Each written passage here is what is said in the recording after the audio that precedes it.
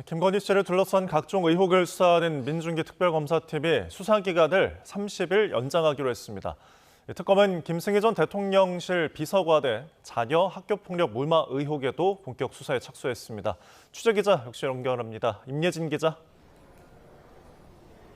네, 서울 광화문 김건희 특검 사무실입니다. 네, 김건희 특검팀이 수사기간 연장을 결정했다고요?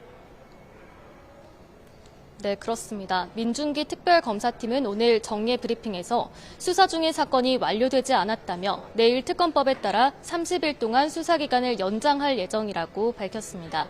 김건희 특검팀의 1차 수사기간은 90일로 오는 29일 만료되는데요. 오늘 국무회의를 통과한 특검법 개정안에 따르면 특검 재량에 따라 30일씩 2차례 수사기간을 연장할 수 있게 됩니다. 또 추가로 대통령 승인을 받는다면 30일 더 확보할 수 있어 최대 12월까지 수사기간이 늘어날 수 있습니다. 네, 현재 특검이 진행 중인 수사가 많은데요. 대통령실 비서관 자녀의 학교 학폭 무마 사건도 정식 수사로 전환하기로 했죠.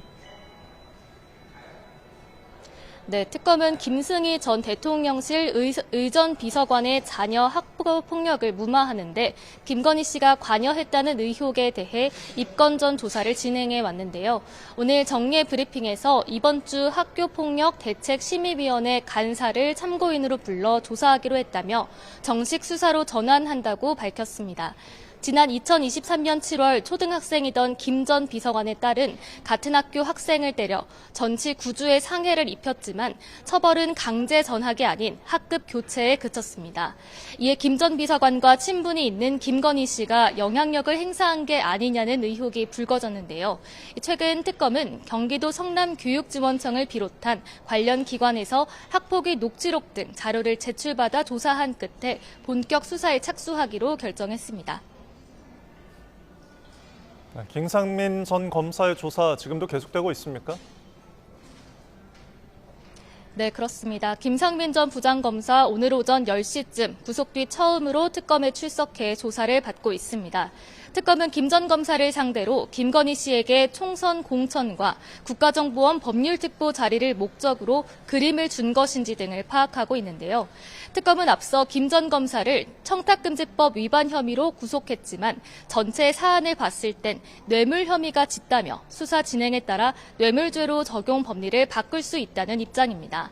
특검은 김건희 씨를 그림 수수자로 특정하고 뇌물죄로 입건해 오는 25일 기소 이후 처음으로 불러 조사한다는 계획인데요.